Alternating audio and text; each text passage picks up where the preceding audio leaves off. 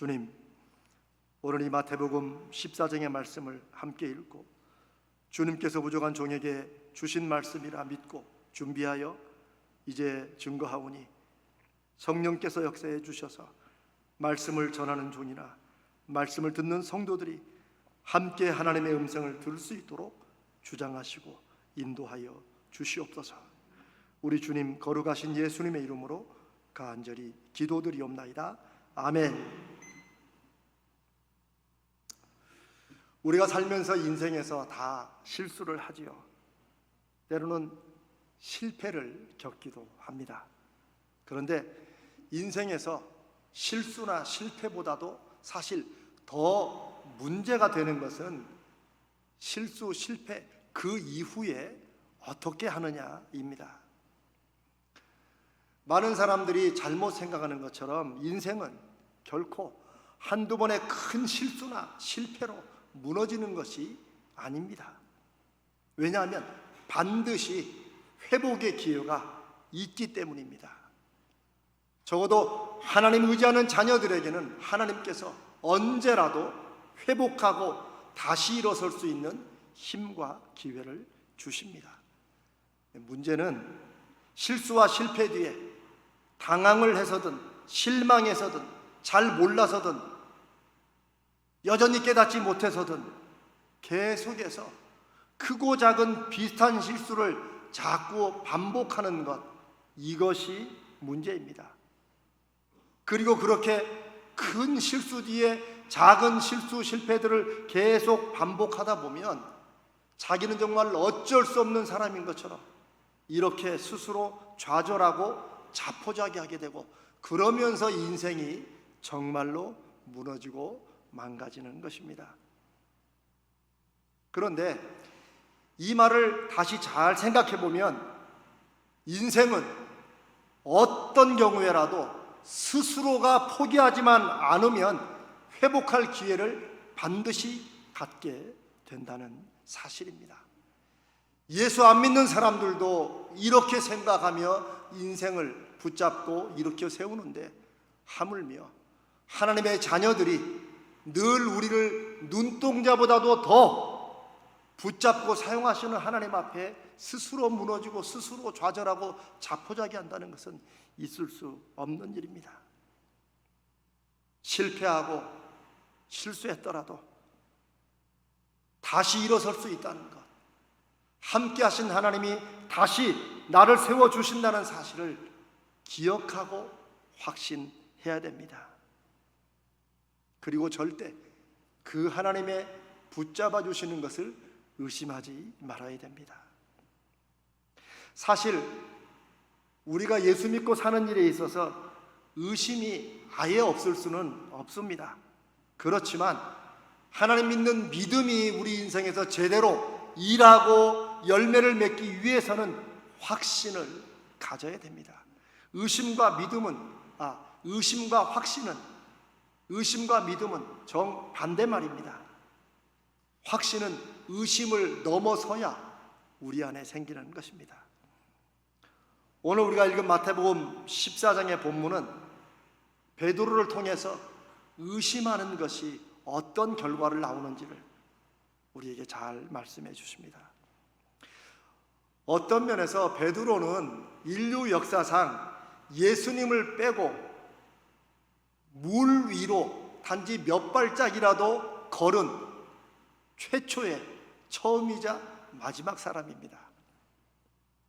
그런데 여러분, 베드로가 물 위를 걷게 된 것이 사실은 우리가 보통 생각하듯이 어떤 믿음의 도전이나 용기 때문이 아니라는 것입니다.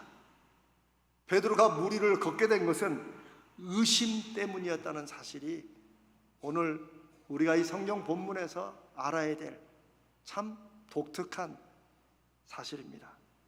아니, 의심 때문에 베드로가 물 위를 걷게 되다니, 이 무슨 말입니까?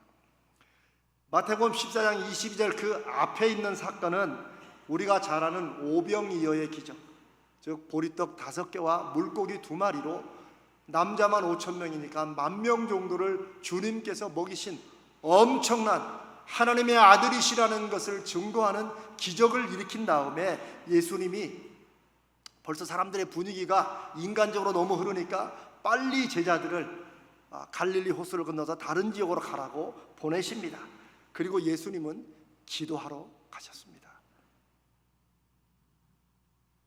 그런데 이 배가 갈릴리 호수에 이제 몇 킬로 떨어져 가다 보니까 그만 풍랑이, 바람이 불고 물결이 세워지면서 이 배가 막 흔들리고 어려움을 겪게 됩니다. 그리고 예수님이 제자들의 탄 배가 어려움을 겪는 걸 아시고 예수님께서 모르겠습니다. 급한 마음에 그러셨는지 아마 배가 없으시니까 그러셨겠죠. 밤 사경에 그냥 보통 한 새벽 4시쯤으로 생각하시면 됩니다. 물 위를, 지금 풍랑이 치고 바람 부는 그 물 위를 주님이 걸어서 제자들에게로 가십니다. 왜 그랬을까요? 제자들을 안심시키기 위해서입니다. 그러니까 주님도 급하신 거예요. 배를 불러 가실 틈이 없이 빨리 가서 그들을 안심시키려고, 그리고 그들을 구출하려고 다가가시는 거예요, 물 위로. 그런데 물 위로 걸어오는 예수님을 보고 제자들이 뭐라고 생각했어요? 유령이다. 우리말 귀신이라는 거예요. 사실 인간적으로는 그럴 수 있습니다. 새벽 4시에 희뿌연데 뭔가 걸어오는데 다 귀신으로 생각하죠. 처음에는 그럴 수 있습니다. 그러자 예수님께서 즉시 나다 두려워하지 말라라고 말씀하시면 그러면 믿어야 될 거 아닙니까? 아니, 그동안 예수님께서 하나님의 아들로서 수없이 많은 기적들을 제자들에게 보여주셨고, 이 본문 바로 전에, 바로 갈릴리에서 이 어려움을 겪기 전에 오병이어의 기적을 지금 막 보고 배를 탄 사람들이 하나님의 아들 예수님이 물 위로 걸어올 수도 있다는 사실을 믿지 못하다니요. 참 사람들이 그런 것 같아요. 그러니까 믿는다고 해도 이 가슴에 확신이 되지 않으면 우리의 믿음은 눈앞에 일어나는 다른 현상 때문에 눈 녹듯이 사라질 때가 많은 거죠. 참 어떤 면에서는 이렇게까지 믿지 못하는 것도 참 기적이 아닌가 싶습니다. 그런데 그게 우리들의 모습이기도 하죠. 어쨌든 예수님의 목소리나 말씀이 나다, 염려하지 마라 했는데 그 말씀이 이 바람결에 잘 안 들렸든지 아니면 너무 무서워서 도저히 믿어지지 않으면 여러분 그러면 어떻게 하면 되겠습니까? 좀만 기다리면 돼요. 여러분 그렇지 않습니까? 제가 종종 쓰는 말이지만 여러분 뭐 요즘엔 극장 갈 기회가 저도 몇 년째 없었습니다만 처음에 극장 막 들어가면 어떻습니까 여러분? 어둡지요? 그거 당연한 거예요. 그럼 어떻게 하면 돼요? 다 알잖아요. 조금 기다리면 돼요. 그런데 왜 내 눈이 안 보이냐고, 이 극장이 어둡냐고 설치고 다니면 누가 다쳐요? 자기 다치는 거죠. 어떨 때는 조금 기다리는 게, 믿음으로 조금 기다리는 게 하나님께서 우리에게 밝히 보여주시는 그런 사건들을 깨닫게 하실 때가 있습니다. 그런데 베드로는 그러지 못했습니다. 28절에 베드로가 예수님이 나다 두려워하지 말라 하니까 베드로가 대답하여 이르되 주여 만일 주님이시거든, 무슨 말이에요? 지금 그 말 한 사람이 귀신이 아니고 정말 주님이시거든 나를 명하사 나도 당신처럼 물 위를 걷게 해주면 그러면 내가 예수님인 줄 믿겠습니다. 그 얘기하는 거예요. 그러니 이건 믿음의 도전이 아닙니다. 아, 주님 그렇습니까? 어떻게 물 위를 걸으시죠? 저도 좀 물 위를 걸으면 안 될까요? 이런 분위기가 아닙니다. 자기는 그 유령이, 귀신이 예수님인 것처럼 속이고 점점 가까이 다가와서 이게 정말 그 목소리가 예수님인지 귀신인지 이거를 계속 기다리기까지 이거 못 참겠다는 거예요. 왜? 그러다가는 무서워서 죽을 것 같으니까 도저히 못 기다리겠다는 거예요. 이게 베드로예요. 이게 어쩌면 어려움을 당할 때 우리들의 모습일지도 모릅니다. 그렇게 기다리면서 속을 태우느니 차라리 자기도 물 위에 걷게 해주시면 예수님이고 아니면 귀신이다. 우리가 여기서 깨달아야 될 아주 중요한 메시지가 있습니다. 첫 번째 메시지는 때로는 우리가 상황과 환경 속에서 어떤 일 가운데 우리 안에 의심이 있고 두려움이 있을 수 있습니다. 그런데 의심과 두려움을 떨쳐버리기 위해서 굳이 물 위를 걸어야 될 필요는 없다는 거예요. 굳이 무모한 시도를, 내 두려움과 의심 때문에 무모한 시도를, 무리한 일을 벌일 필요가 없다는 거예요. 근데 우리는 종종 그렇게 하지요. 물론 하나님의 영광을 위해서라면 당연히 물 위가 아니라 불 속이라도 들어가야 됩니다. 여러분, 다니엘의 세 친구처럼 펄펄 끓는 용광로에도 하나님이 함께 하심을 믿고 들어가는 거예요. 그게 하나님이 기뻐 받으시는 일이에요. 다니엘처럼 사자굴에도 들어가는 거예요. 하나님의 영광을 위해서. 그러나 베드로는 하나님의 영광을 위해서 무리를 걷는 게 아니에요. 예수님이 나다, 두려워하지 말라라고 하는데 그걸 여전히 못 믿고, 그게 정말 예수님이면 나도 무리를 좀 걷게 해줘 보십시오.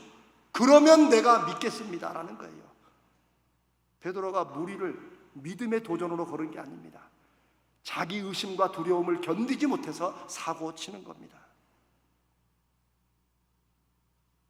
믿음으로 사는 일에 때로는 하나님 말씀이 내 안에 다가오면 그 말씀이 내 안에 확신을 주지 못하고 내가 여전히 자꾸 일어나는 상황과 문제 속에서 염려되고 두려워하고 정말 이게 믿음으로 이게 뭐 되는 거야 의심날 때 있습니다. 그러나 그럴 때에는 조금 기다려야 됩니다.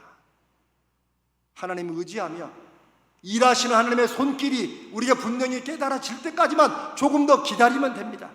그런데 그걸 확인하려고 자기 의심 때문에, 자기 두려움 때문에 이거 하려고 무리한 시도했다가, 무리한 일을 했다가 더 사고 치는 거죠.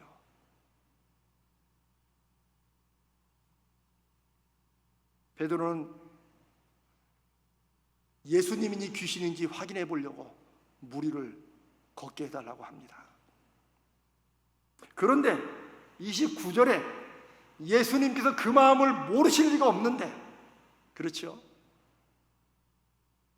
모르실 리가 없는데 예수님께서 야야야 그냥 기다려, 사고 치지 말고 라고 하지 않고, 그래 와라, 무슨 말이에요? 그래 무리를 걸어라 라고 말씀하시는 거예요. 그러자 놀라운 일이 벌어집니다. 베드로가 배에서 내려 물 위로 몇 발자국이나 걸었는지는 모르지만 성경에는 분명히 베드로가 예수님을 향해서 걸어갔다, 적어도 한 발, 두 발은 걸어간 거예요. 여러분, 물 위에 한 발이라도 걸을 수 있습니까 우리가? 아니죠. 그냥 하면서 그냥 빠지죠. 당연히 그렇죠. 그런데 베드로가 최소한 몇 발자국이라도 걸어간 거예요. 그런데 우리가 여기서 깨달아야 될 하나님이 말씀하시는 두 번째 메시지가 있습니다. 믿음의 도전이 아니고 자기 의심과 두려움 때문에 무리한 일을 일단 시작했거든. 즉 뭐예요? 일단 물 위에 발을 내딛고 걷기 시작했거든. 그 다음에 어떻게 해야 돼요? 물결을 더 이상 두려워하면 안 돼요. 그때는 예수님만 바라봐야 돼요. 이게 우리가 기억해야 될 두 번째 메시지입니다. 왜 베드로가 예수님에게 하필이면 그 많은 것 중에 자기도 무리를 걷게 해달라는 것으로 자기 의심을 없애려고 했는지, 그거는 성경에 분명히 나타나지 않습니다. 그리고 그것도 중요한 게 아니에요. 어쨌거나 베드로는 물 위를 몇 발짝이라도 걸어서 예수님께로 나아갑니다. 그러면 여러분, 자기가 물 위에 한 발, 두 발이라도 걸었으니 그 물 위를 걸어오는 희끄무레한 물체가, 그 존재가 예수님입니까? 귀신입니까? 예수님인 거죠, 당연히. 그렇죠? 일단 바다에 발을 내딜 때 바로 빠지지 않았다면은 예수님이라는 게 증명되었는데, 그러면 예수님만 바라보고 가면 되는 거예요. 그런데 베드로는 어떻게 됩니까? 그 다음에 성경은 참 극적인 반전처럼 또 그 다음 일을 기록합니다. 베드로가 뭐예요? 걸어가다가 바람을 보고 두려워졌고 마음이 약해졌다고 성경이 기록합니다. 그리고 물결을 두려워하자 바닷물 속으로 빠져 들어가서 죽을 뻔하게 됩니다. 그런데 여러분,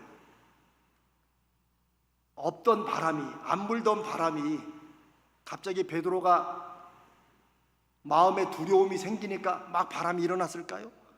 아니면 베드로 마음을 흔들려고 막 물결이 다시 쳤을까요? 아닙니다. 처음부터 바람으로 풍랑이 일어났고 배가 어려웠어요. 이미 바람은 계속 불고 있었어요. 정말 오시는 분이 예수님이라면 저도 물 위를 걷게 해달라고 할 때도 여전히 바람은 불었어요. 바다 위로 발을 내딛고 한 발 두 발 걸을 때도 여전히 바람은 불었어요. 그런데 왜 몇 발짝 걷고 예수님이라는 것이 확인되었는데 왜 그 다음에 바다 물결이 더 마음에 크게 다가왔을까요? 야, 이게 베드로의 마음이고 이게 우리의 연약한 믿음인 것 같아요. 예수님의 말씀이 그런 베드로의 행동과 마음의 이유를 잘 말씀해 주십니다. 믿음이 작은 자여 왜 의심하였느냐. 문제는 의심이었습니다. 단지 물결 보고 빠져 들어갈 그때만이 아니고 예수님은 처음부터 의심 때문에 바다 위를 자기도 걷게 해달라고 했고, 몇 발 걷다가 그냥 그렇게 주님인 걸 확인했으면 더욱더 믿음으로 자기에게 믿음의 기적을 보여주시는 주님을 보고 나가면 되는데 왜 갑자기 또 물결이 더 크게 보였을까? 이게 우리가 믿음으로 살아가면서 겪는 우리의 연약함입니다. 우리 안에 여전히 하나님이 기도 응답을 주셔도, 하나님 믿고 무언가를 살아가고 하면서도 우리 안에 의심이 자꾸 일어난다는 거예요. 환경이 갑자기 힘들어서 의심이 생기는 것도 있겠지만 어차피 환경은 힘들고 어려웠고 문제는 있었는데 갑자기 더 큰 의심에 빠질 때가, 그래서 두려움에 빠질 때가 있다는 것입니다. 나다, 안심하라, 두려워 말라 말씀하시는 예수님을 의심했기 때문에 무리를 걸었고, 그래 그러면 와라, 걸어와라 라는 말을 듣고 무리를 걷는 중에 바람을 보고 또 예수님을 의심하게 됩니다. 그러나 베드로도 저와 여러분도 예수님을 믿고 뭔가 일을 시작했으면, 아니 처음에는 두려움 때문에 뭔가 일을 시작했으면 이제는 주님만 바라봐야 됩니다. 때로 의심은 우리로 하여금 덜컥 달려드는 대신에 우리 안에 어떤 의심들은 우리로 조금 조심하고 신중하게 만드는 그런 도움이 되기도 합니다. 우리가 물 위를 걷기 전에는 의심하고 주저하고 망설일 수 있습니다. 그러나 발을 내디딘 후에는 의심은 오히려 우리를 넘어뜨리게 하고 우리를 바닷물로 빠지게 하고 그 문제에 갇히게 만들 수 있다는 사실을 기억해야 됩니다. 오래전에 여러분 골리앗과 싸운 다윗의 말씀을 우리가 한 7, 8주 나눴던 기억이 있습니다. 다윗이 골리앗과 싸우려고 결심했지만 사실 언제라도 그만둘 수가 있었습니다. 언제라도 그 과정 중에. 그런데 절대로 다윗이 이제는 의심하거나 주저하거나 나 지금 그만둘까? 라고 하지 말아야 될 한순간이 있습니다. 그때가 언제입니까? 바로 골리앗을 향해 자기도 돌진해 나갈 때, 그리고 골리앗이 자기를 향해 달려올 때입니다. 가서 물맷돌을 고를 때 그때도 그만둘 수 있었어요. 사울왕이 투구를 써보라 할 때도 이거 안 맞고 오늘은 안 되겠다고 할 수도 있어요. 약간 창피하긴 하지만, 그러나 의심과 두려움이 일어나서는 안 될 때, 의심에 빠지지 말아야 될 때, 오직 한 때가 있다면, 내가 어쨌거나 이제는 골리앗을 향해 물맷돌을 들고 달려나갈 때, 골리앗이 향해 달려들어올 때, 그때는 의심하면, 이거 되겠나 싶으면 스스로 죽는 것입니다. 그게 자포자기 하는 거예요. 그게 자기가 자기를 죽이는 것입니다. 베드로도 물 위를 굳이 걸을 필요도 없었고, 굳이 자신의 의심이나 두려움을 이겨서기 위해서 물 위를 걸어야 될 것도 아니에요.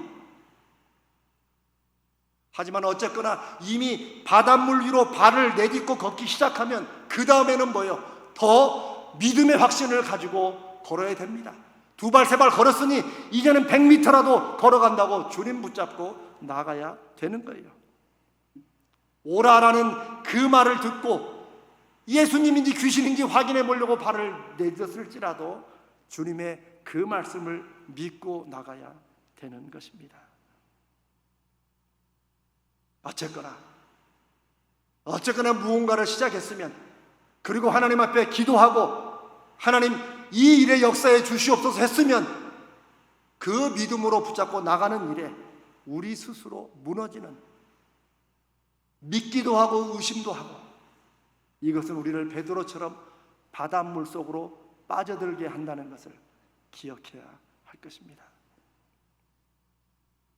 바람보다, 환경보다 더 크신 주님, 오라, 그래 한번 해봐라, 기왕 그렇게 시작된 거 어쨌거나 한번 해봐라라고 말씀하시면 그 주님과 말씀 붙들고 나가야 되는 것입니다. 자, 이제 원래 이렇게 사건이 끝나야 돼요. 그런데 이 사건은 베드로의 의심과 실패로 끝을 맺지 않습니다. 저는 이게 주님의 은혜라고 확신합니다. 그 다음에 있는 것이 주님께서 베드로의 실패와 실수와 의심을 말씀하시고 오늘 우리에게 이 말씀을 나누게 하신 그 이유라고 저는 확신합니다. 세 번째 교훈입니다. 어쨌든 중간에 믿음이 아니고 의심 때문에, 두려움 때문에 실패로 점점점 더 빠져가거든. 그러면 어떻게 하라는 거예요? 그 베드로가 어떻게 했어요? 주님 앞에 살려달라고 외칩니다. 주여 살려주십시오. 이게 우리가 해야 될 마지막 일입니다. 즉시 주님께 도움을 요청하는 것입니다.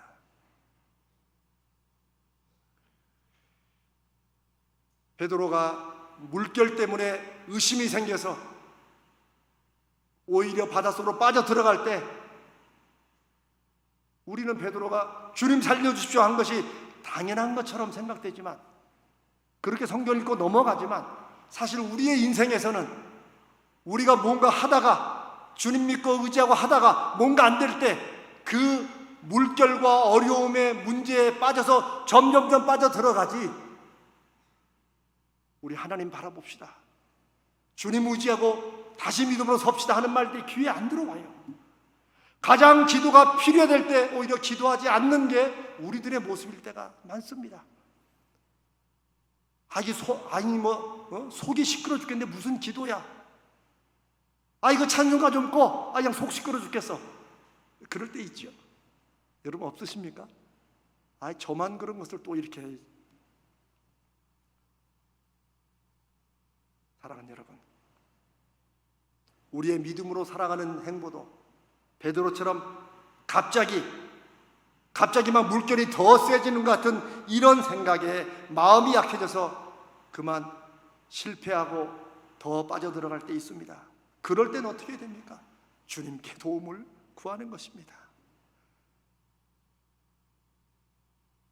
쉽고 단순하고 다 아는 것 같지만 우리 믿음 생활은 믿음으로 하나님이 역사하시는 열매를 보느냐, 아니면 믿는 사람이나 안 믿는 사람 똑같이 살아가느냐, 그 차이는 몰라서가 아닙니다. 알아도 안 하기 때문입니다. 내가 익숙한 것으로 그냥 기도한다고 되겠어 라는 말이 크게 나오진 않지만 우리 마음속에 그런 마음이 돌아가는 거예요. 기도는 교회 일요일날 교회 가서 하는 거지, 지금 이런 문제에 무슨 믿음이라는 게 우리 안에 이런 것들이 여전히 베드로처럼 돌아간다는 거죠. 그래도 베드로는 물결에 빠져 들어갈 때 그 주님께 도와달라고 요청이라도 했지.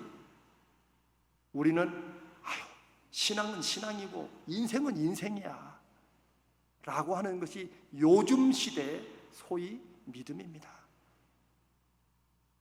이 코로나 시대에 하나님께서 우리에게 다시 회복하도록, 다시 교회를 새롭게 살리시고 성도들을 다시 하나님께서 세우시는 그 한 가지는 믿음이 정말 믿음이 되도록 하시는 것이라고 저는 그렇게 확신합니다.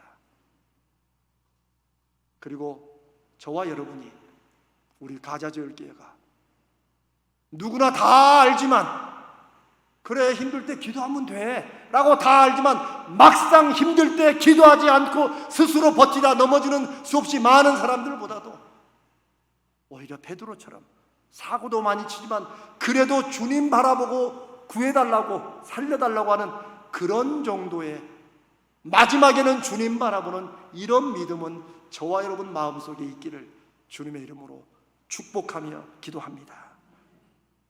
사랑하는 여러분, 히브리서 4장 16절은 그러므로 우리는 담대하게 은혜의 보좌로 나아갑시다. 그래서 우리는 자비를 받고 은혜를 입어서 제때에 주시는 하나님의 도움을 받도록 합시다. 제가 세번역 성경으로 쉽게 읽어드린 거예요. 주님은 언제라도 우리를 받아주십니다. 그분은 마치 우리가 주님을 부르기를 기다리신 것처럼 주님이 즉시 손을 내밀어, 성경에 즉시가 2번이 나옵니다. 즉시 대답하시고 즉시 구해주시고, 제때에 꼭 필요한 도움을 주시는 주님을 우리 속에 가장 끝까지 남아있는 확신으로 가지고 살아가십시다.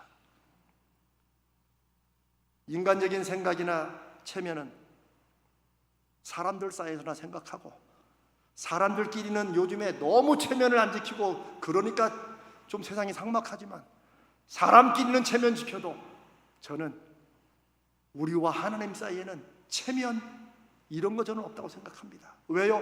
하나님이 그렇게 말씀하시기 때문입니다. 여러분, 우리 사랑하는 자식들이 부모인 우리에 대해서 체면 생각하고 지 도움 필요할 때 안 하고 지가 혼자 끙끙 앓다가 더러움에 빠지면 어떻게 되겠습니까? 저는 뒤통수 때립니다. 이놈의 자식이 쓸데없이 무슨 체면? 주님은 우리보다 더 우리를 기다리십니다.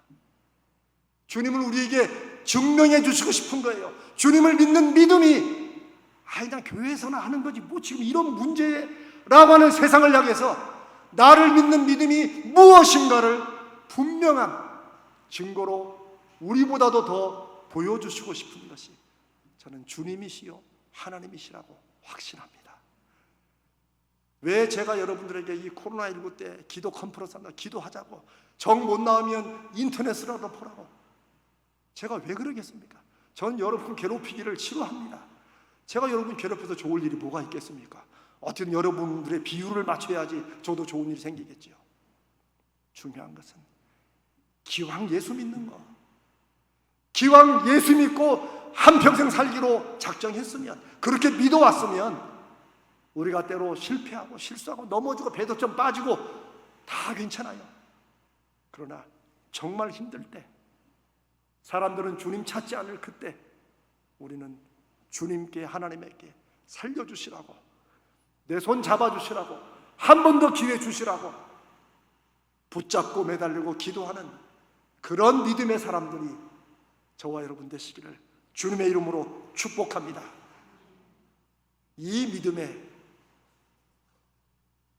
이 믿음의 확신이 저와 여러분을 새롭게 하고 우리 교회를 새롭게 하고 하나님의 선하신 뜻이 계시면 이 시대를 새롭게 하는 하나님의 도구로 우리를 사용하실 것을 믿습니다.